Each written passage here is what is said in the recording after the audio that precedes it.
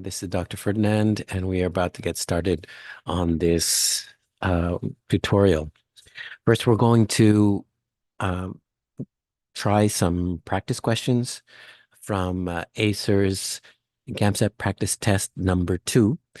And so there's your spoiler alert. So you will have an opportunity to complete those questions. Then we will discuss strategies and ideas behind the questions so that you can apply them to many other different types of questions. And then we will use those ideas, which is from a flowchart. And we're going to apply it to a different flowchart, one from the Gold Standard GAMSAT Master Series. And that way you can apply what you've learned to a new set of questions and then see how you perform. And then hopefully you'll be able to carry that forward in terms of addressing flowcharts. Okay, so in the chat, if you don't mind, you can just put what city you happen to be in today, and everyone will know that we're about to get started.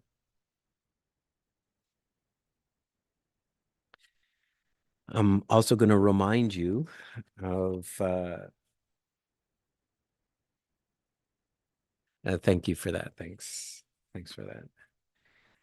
I'm also going to remind you of something that every time we spend any time on GAMSAT biology, I'll remind you of some comments that students have left in public forums about their experience with the real exam.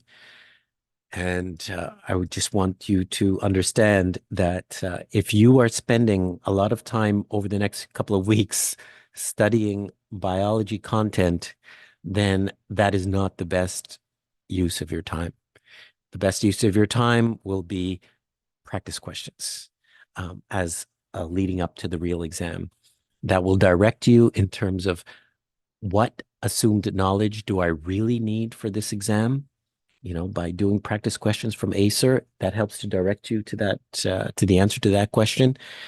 And for biology, it's less assumed knowledge by far as compared to an introductory level biology course at any university. It's a very small part of that.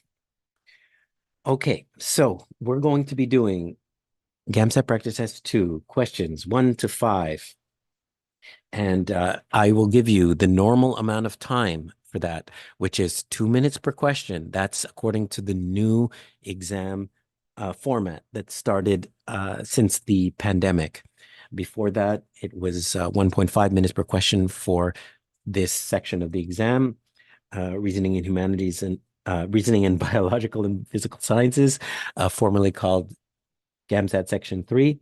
And but now you have a full 2 minutes per question, which means for these 5 questions, I'll be giving you 10 minutes to complete the questions.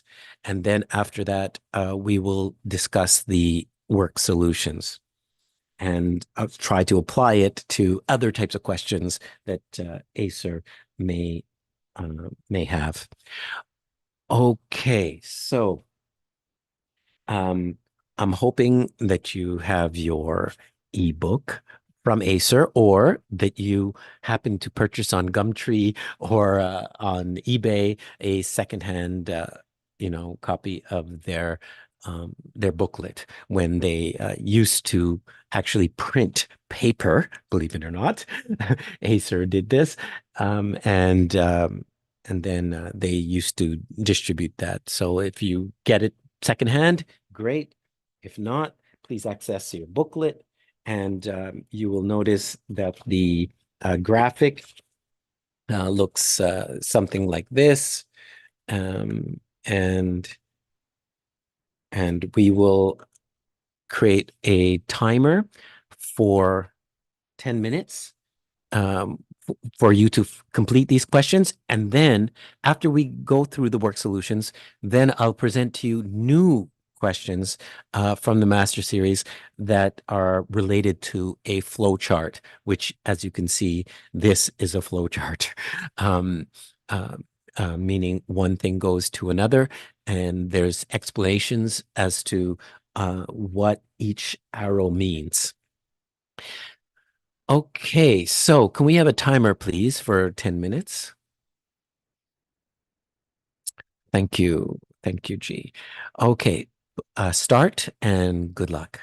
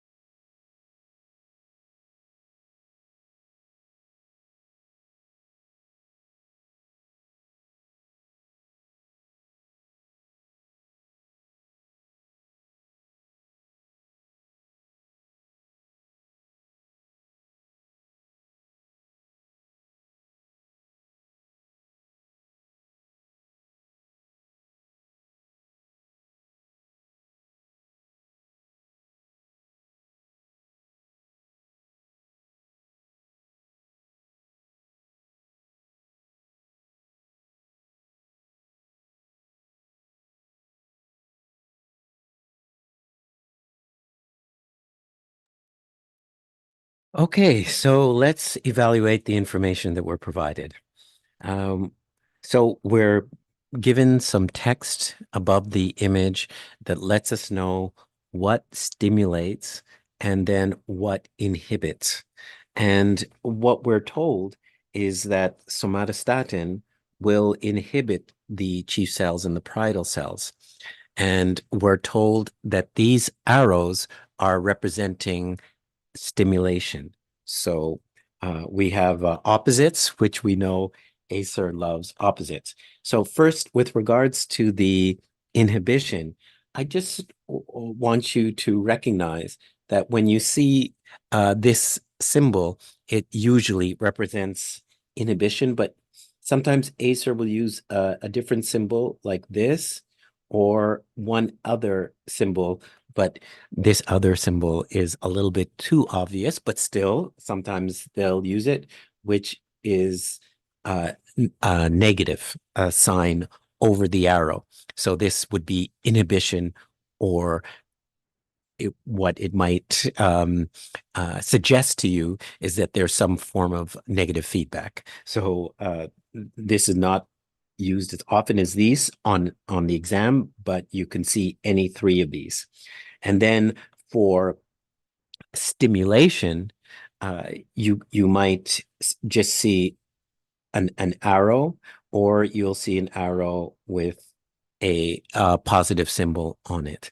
So one of those two things. So these are common for the exam. Now, what's going on here? It's there are a lot of students right now who are studying about the gastrointestinal system and the stomach, and they're studying about the fact that there's high levels of HCl in the stomach, and they're studying the reasons for that, how having an environment with high hydrogen ion concentration, because pH is negative log hydrogen ion concentration, so they always go in the opposite directions. High hydrogen ion concentration means low pH, and there's low pH in the stomach. They are memorizing, because this is common in introductory level courses, that low pH in the stomach is important for destroying microbes, because we're interfacing with the environment, and there's bacteria and fungi and viruses in our food, and we would like to destroy them before they enter our bodies. And so low pH is helpful for this. And a low pH is also helpful for this reaction, for pepsinogen going to pepsin. So we have a precursor, a chemical that uh, comes before the active form of the, for example, enzyme in this case. So the precursor turns into pepsin because of an environment with a low pH. And also the low pH helps to chop up molecules in our stomach so that we can digest them. And that chopping up process occurs with water. And, the water is often associated with the expression hydro. So hydroelectric power is power that comes from water, the movement of water. And so hydrolysis or hydrolysis, the chopping up of molecules with the use of water, and HCl uses that. So people are memorizing all kinds of stuff to do with the gastrointestinal system, and every single piece of that information, sorry to say, is irrelevant. I mean, it gives you a little context to what you're looking at, but it's really irrelevant. You're following arrows, and you're following what effects different chemicals have in this flow chart. Okay, so that's the context. We see how things are affecting. Obviously, HCl is here, but HCl is also here. So that is related, and peptides is here, and peptides is also here, and that is also those are also related. Okay, so let's begin. Question number one. So which of the following, so it says most direct consequence. So you're going to see that ACER likes to use relative expressions, because some of you will have calculated, oh, this works or that works. Yes, okay, it works, but did you answer the question, which is most direct? And so ACER is going to use these types of expressions in multiple questions because they have more than one answer choice that is correct. So just because there's more than one answer choice correct, it doesn't mean that anything could be the right answer, because we have to see what is going to satisfy the question in the most direct way. So please keep that in mind. So for question number 1, you can put your answer in the chat, please. So we're looking for the most direct consequence of production of HCl by the parietal cells. So we see that the parietal cells are producing HCl, and we want to know what is the most direct consequence of this. Well, when the parietal cells produce HCl, the consequence of the HCl being produced is that it stimulates D cells, and D cells through somatostatin will block the chief cells and parietal cells. In blocking the parietal cells, it reduces HCl.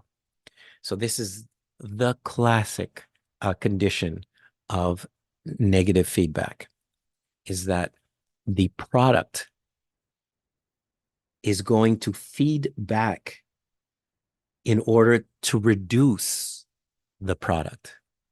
So the concept of negative feedback is to maintain homeostasis, to maintain your blood level for whatever chemical or enzyme, maintain it steady. How do you do that? You do that through negative feedback. In fact, sometimes ACER will even get you to try to understand what would the graph look like. So spoiler alert, in GAMSAT Practice Test 3, there's a question to make sure that you understand that the idea of homeostasis is trying to get you to return back to normal. So if the substance is high, you're going to have mechanisms to bring it back to normal. Let's say this is normal here, but the human body and most systems that are not AI are not able to bring it right back to normal, so it overshoots and then overshoots, but less, and then overshoots and overshoots, and then finally is able to come back to normal. So a graph to represent normal negative feedback looks like this. If there's a disruption, it tries to get back to normal. Okay. So then the opposite of negative feedback, which is also explored in this particular unit, is positive feedback. And there is an exponential increase in the product. So instead of the product going back to block itself from being produced, positive feedback is a condition in which the product enhances more product. And so this situation just completely goes out of control. And actually, positive feedback is the mechanism for many diseases that you're going to see one day in the emergency department. Many diseases are just the body reacting in a manner that is out of control as compared to what the inciting event was. So whatever started, the infection or whatever it might be, the body suddenly starts to overreact to it. So this is a very dangerous condition.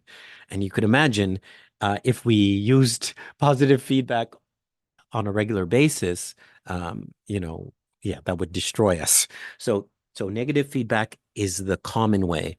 When we do use positive feedback, we usually have some negative feedback mechanism to get this under control at some point. So once we get that that event rolling, that important event rolling, and later we will see this happens in blood coagulation as well, then there has to be something that's going to block it at some point in order to get this under control. Okay, so we see very clearly that HCl are reacting to D cells and blocking at the parietal cells.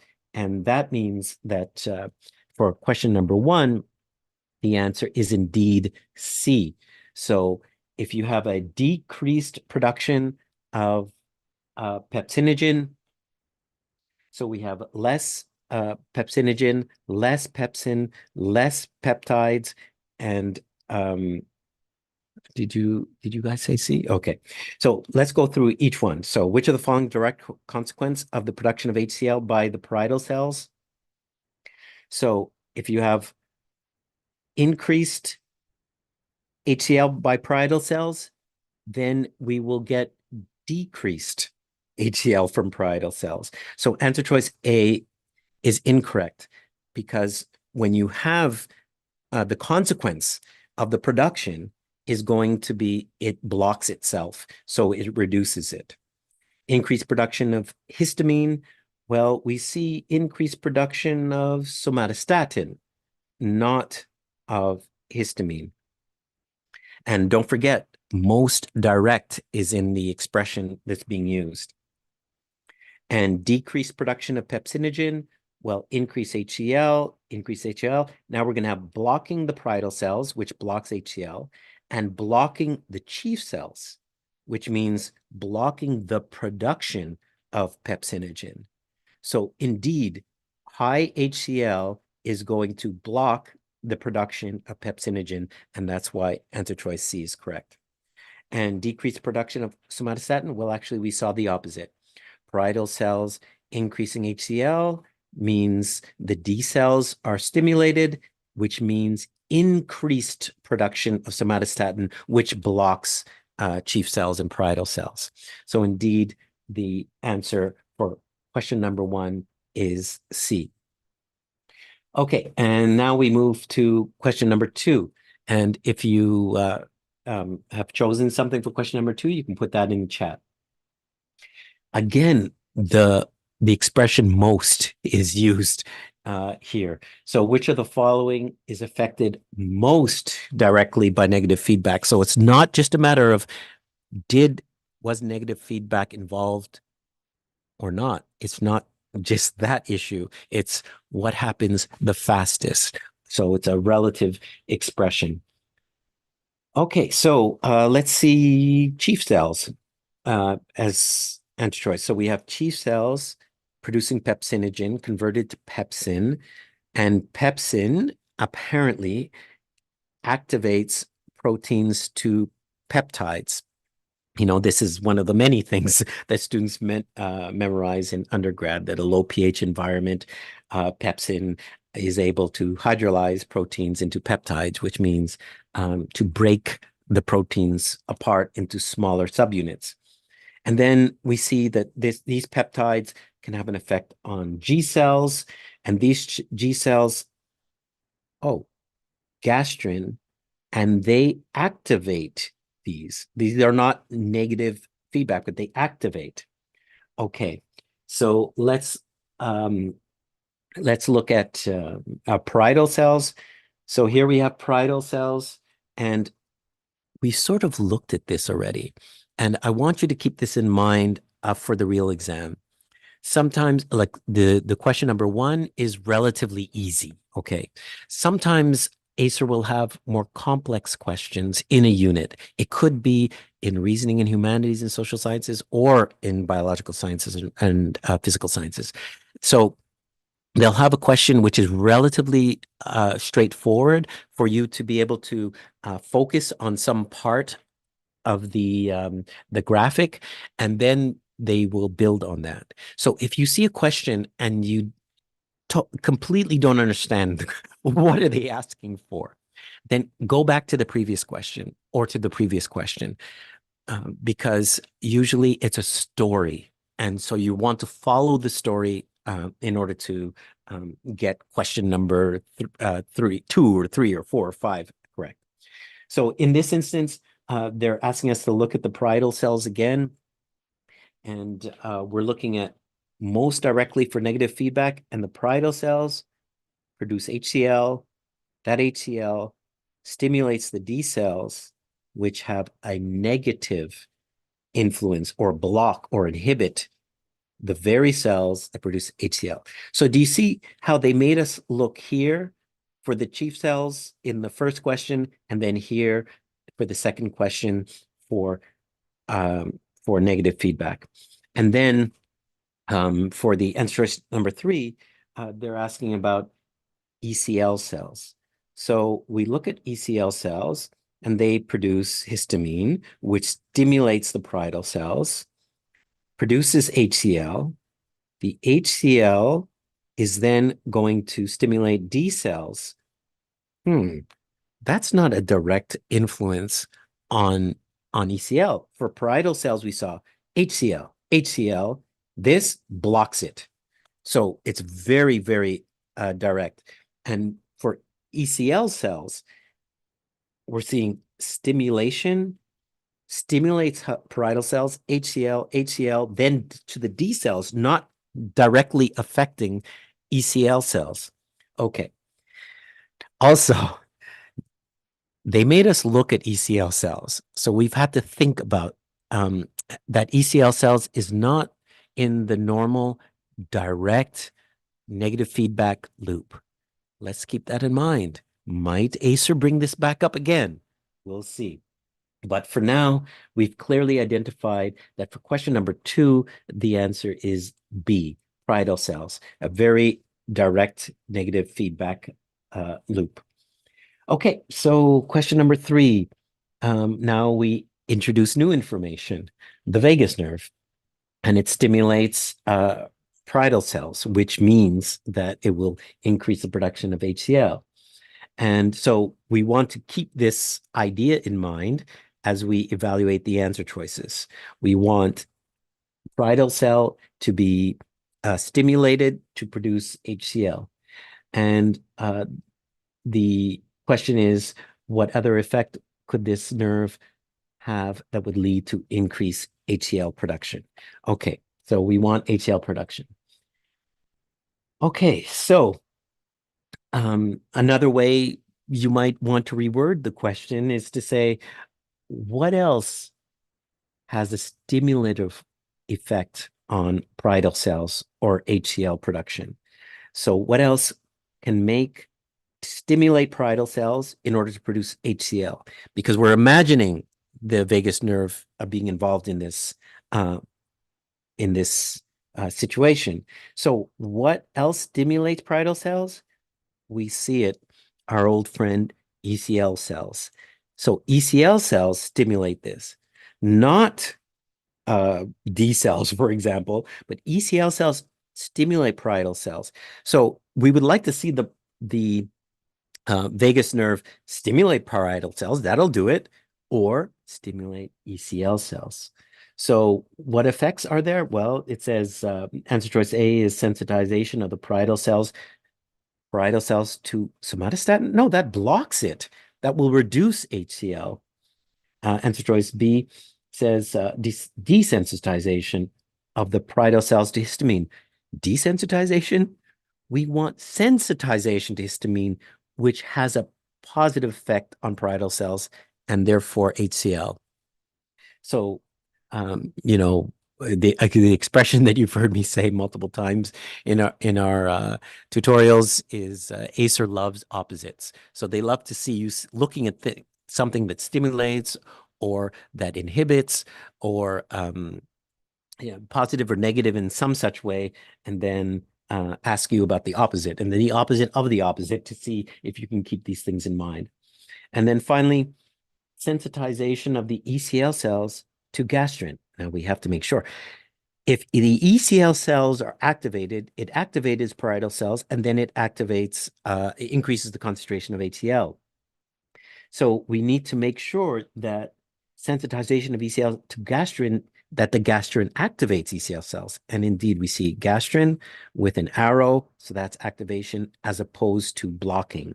So answer choice C for 3 is correct. And then finally, the desensitization of the ECL to gastrin, well, that's the opposite. And in fact, if you look at it, answer choices C and D are in complete opposition to each other. And so there's an increased chance, okay, nothing's guaranteed, but there's an increased chance that when you have two answer choices in opposition, that one of them are correct. Of course, I'm only telling you that in case that rare situation that you need to make a guess. Then you look for answer choices that are direct opposition. Hopefully that'll be extremely, extremely rare for you. Okay, so that's question 3C. So question number 4. For question number 4, you can put your answer in the chat for question number 4. So it asks, which of the following is the shortest route? Remember that relativistic expression, so greatest, most, shortest. So it's not just a matter of, can I find the right answer? It's, can I find the correct answer in comparison with the others? So what is the shortest route to which a change in chief cell activity? So we're looking at chief cell activity affects parietal cell activity. Okay, so we want to see how the activity here is going to affect the activity here. So answer choice A shows us an increase in pepsinogen. That's correct. That will happen with chief cell activity.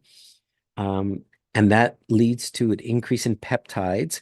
And indeed, pepsin will increase the peptides by having an effect on this reaction. And then the increase in peptides stimulates G cells, and that increases gastrin, and that will indeed stimulate the parietal cells. So answer choice A so far is correct. So let us see what happens with the other ones, if anything is more direct. Answer choice B has a reduction in pepsinogen. So that will reduce pepsin, that will reduce the peptides. And if the peptides are reduced, that's going to reduce gastrin, reduce the stimulation of all of these. And we're not seeing a direct effect on a lowering of the somatostatin, not direct. So, and then in answer choice C, we have a reduction in pepsinogen, a reduction in peptides, that's logical, and then a reduction in HCl, but we don't see a direct effect there. There will be an effect, but that effect appears to be stimulatory. So that's not working. And then answer choice D is in opposition to answer choice A. So 4 is indeed A as the correct answer.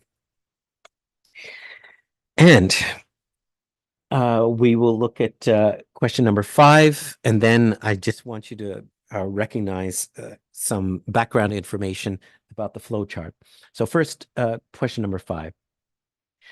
So which of the following is most affected by positive feedback? You can put your answer choice in the chat for question number 5. So we are looking for positive feedback. That means the product is going to enhance the production of itself in some way. So we have chief cells, pepsinogen, pepsin produces peptides. The peptides stimulate G cells, producing gastrin, which stimulate chief cells to make more pepsinogen, more pepsin, more peptides, more. And so here we have a clear example of positive feedback where the product is going to stimulate its own production, and this process will continue. So answer choice A is certainly correct. Let's just check on the others. D cells. D cells right here are involved in blocking, not stimulating, which results in a product that is produced more, but it's directly involved in blocking. And parietal cells producing HCl. Well, we've already worked this out. Parietal cells produce HCl, which stimulate the D cells, which block the parietal cells. So it is a very small network of negative feedback. And then again, answer choice D is in opposition to answer choice A. So answer choice A is correct. And just in case you're using the Master Series book, you can read about the stomach in Biology 9.3 or about negative and positive feedback in 6.33 and 6.3.4. I do want to mention one more thing about these images. I'm going to ask you a couple of questions, and you just put your answer in the chat, and we'll assess that. Okay, my question to you is this: Is pepsin a precursor to peptides? A precursor means a chemical that is converted into another chemical. So is pepsin a precursor to peptides? Because this is a concept that ACER sometimes will ask you about. Yes. So you understand that an arrow can mean many different things and it's not that you need to memorize all the things that an arrow means. You need to read the passage. What does the arrow mean in this context? So pepsinogen is being converted into pepsin. Pepsinogen is a precursor, becomes in some part pepsin. However, proteins are the precursors to peptides. Pepsin, by being an arrow pointing to the top of this arrow, suggests that normally in chemistry, if you put a chemical on top of an arrow, it is the catalyst. And in this case, the enzyme, because an enzyme is a biological catalyst. It is the catalyst that stimulates the reaction. Pepsin is not in any way being converted to peptides. Pepsin is creating an environment to make this reaction occur faster. And that is the classic example of a catalyst. Okay, that's that. We have completed all these questions, and now we're going to take this to the next level. If we can have the handout for everyone. And so in the introduction to this book, there's a lot of graph analysis and flowchart questions because to get you into the frame of mind that GAMSAT biology is mostly mathematics. I know that sounds crazy, but it is. And so we're going to now do a unit of a flowchart now that you are experts in flowcharts. And here is not, this flowchart is not more advanced or more difficult or easier than a common flowchart that you can expect on the exam. The topic might be different, but the ideas are the same. So we're going to do 4 questions. This unit has 6, but we only have time for 4. And we're going to do 4 questions on this unit. You're going to have your 2 minutes per question to assess the unit and to apply your knowledge. Okay, can we have a clock for 8 minutes, please? Thank you, and begin, and good luck.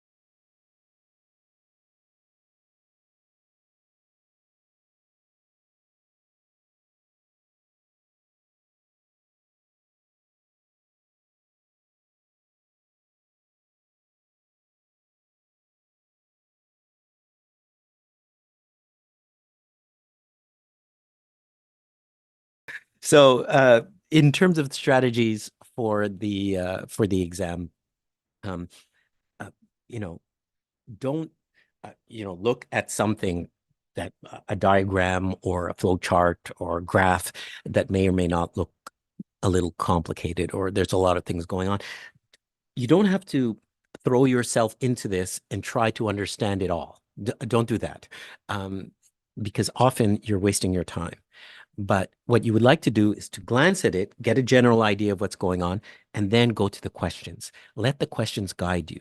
And as I've mentioned before, often the first one or two questions gets you to focus on something in the diagram or flow chart or graph that allows you to have an easier time with the questions that follow. Okay, and so of course, as we've already discussed, the arrows um, mean that one thing is being converted to another thing, or there is some stimulation that is occurring. And so that's consistent with the unit that ACER had. Okay, so let's look at the first question, question number 9, according to figure 1, and we're being asked about thrombin. So thrombin is directly converted to which of the following? And what did you choose? A, B, C, or D for question number 9? We're looking to what is thrombin going to be converted into? Well, someone mentioned antithrombin, but do you see antithrombin blocks thrombin? It blocks the production of thrombin. If we wanted to know what thrombin is converted into, let's look at some of the other chemicals. Prothrombin is directly converted into thrombin. How? With the catalysts or enzymes 10A and 5A.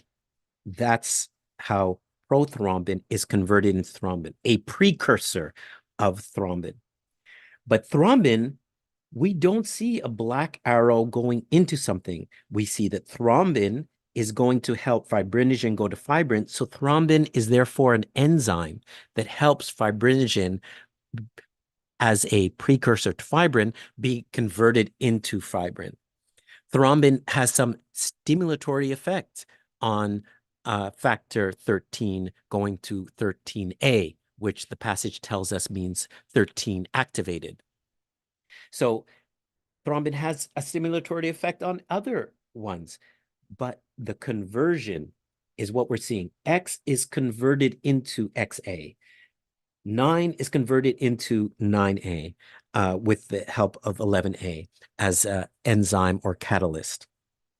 But we don't see anything for thrombin. So it's not antithrombin. It's not answer choice A or B, and therefore it's neither A nor B. So the answer to question number 9 is indeed D. Okay, question number 10. Vitamin K. So, as common on the exam, they teach you something and then they teach you something new in the question. The common expression for GAMSAT is to expect the unexpected. So vitamin K is required to synthesize factors, and they numbered factors 2 and factor 7 and factor 9 and factor 10. Whoa. Factor 10 is on both sides of the flow chart. It's both on the intrinsic pathway and the extrinsic pathway. And not to mention other factors were mentioned that are in one pathway or the other. And vitamin K is affecting both. And this whole thing is about producing a clot.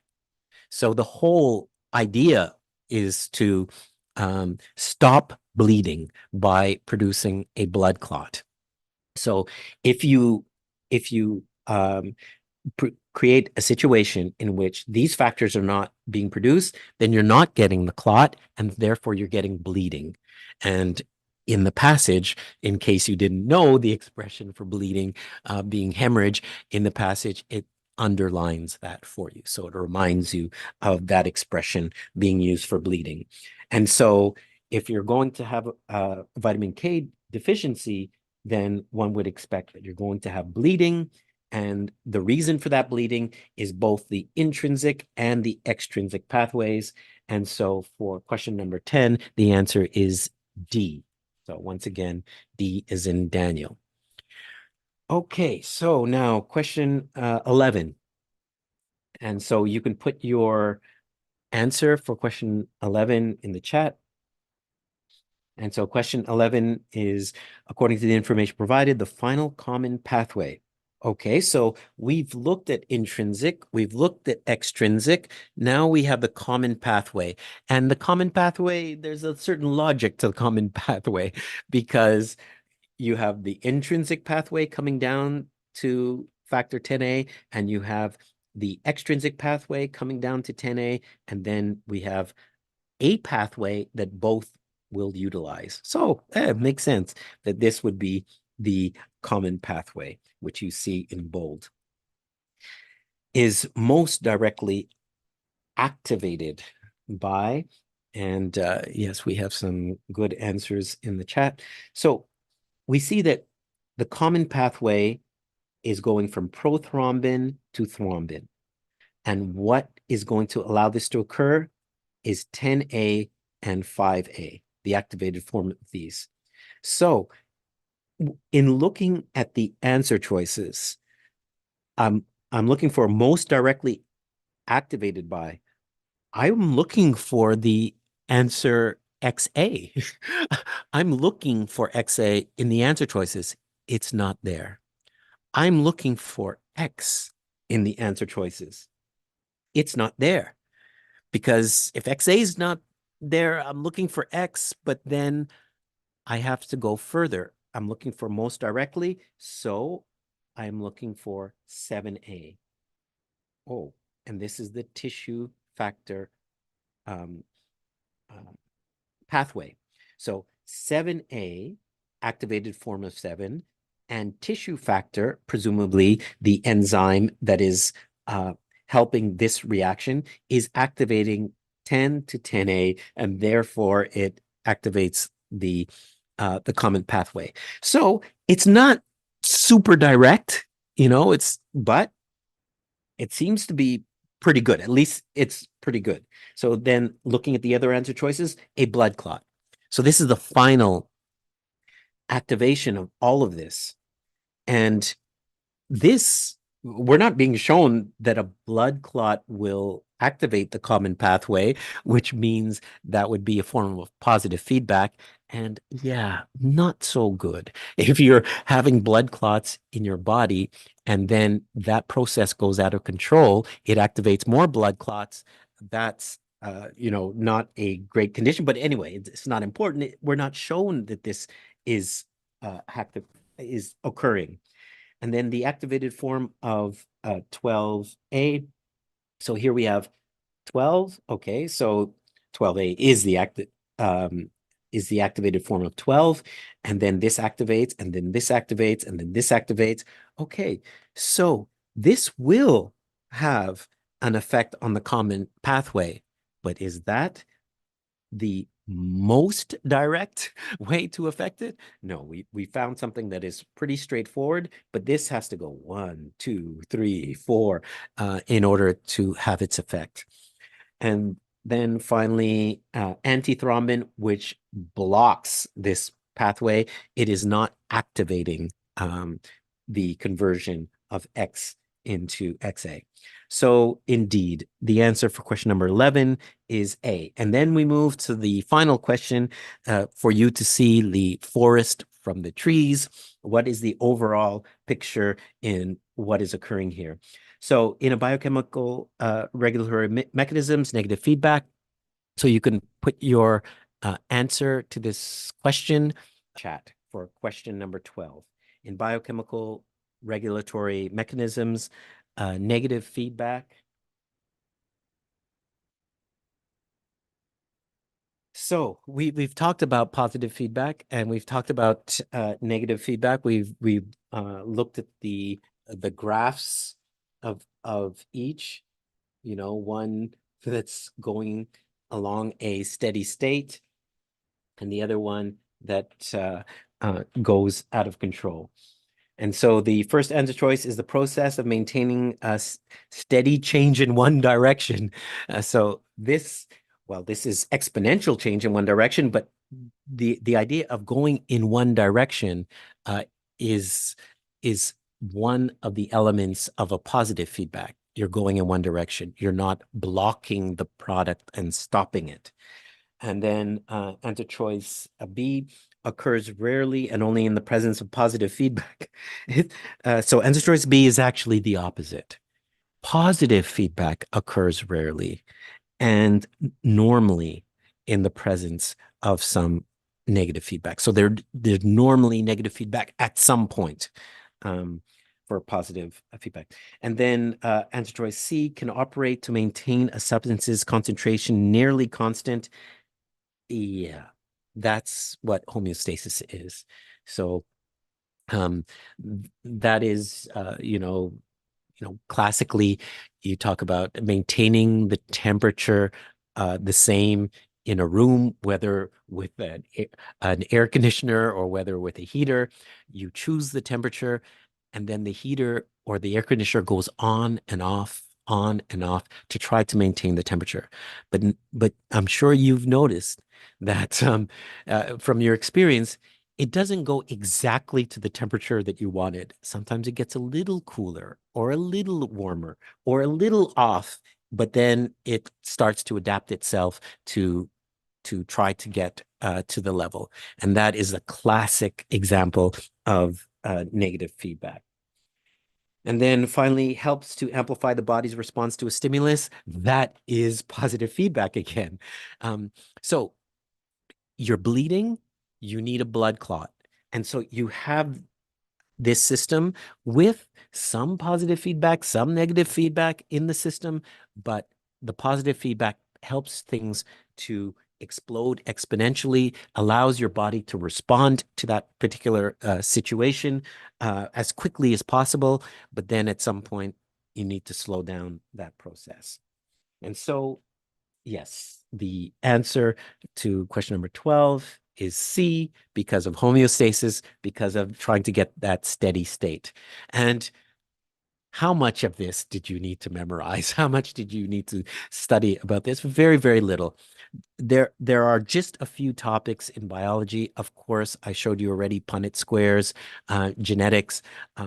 We've already discussed in a different tutorial about the cardiovascular system, knowing the very basics about oxygenated and deoxygenated and what part of the heart and the blood vessels. So we've already discussed that. Very little about cell biology, a little bit about metabolism in the sense of understanding processes. Because when you look at this, yes, there's tissue factor, antithrombin, fibrinogen, and all this, but all of this could be just letters. A goes to B, C goes to D, E goes to F. And that's the real exam. They're going to present you with all kinds of challenging expressions and words in the humanities section and in the science section. But you could replace those by A, B, C, and D, and you will be able to follow what's going on because it's just for you to be able to see the forest from the tree. I'm just going to answer a quick question before we end this, just to make sure the GAMSAT exam section 1 and 3 will be computer-based, which means we can't annotate on the questions. Yes, correct. So they all sections of the exam are computer-based, but you will have A4 sheets of paper, or you can use a whiteboard, but preferably you'll use two A4 sheets of paper in which you will be able to do some annotation on that. So you will be able to write out prothrombin is factor 2 or something that comes to your mind as you're evaluating the graphic. Okay, so that's it for today. Um, we're going to continue to do practice questions in the next tutorial. We've also put some, new videos on YouTube that you might find helpful for your preparation. And so we'll see you in the next one. So good luck with your studies, and thanks for being here. Bye for now.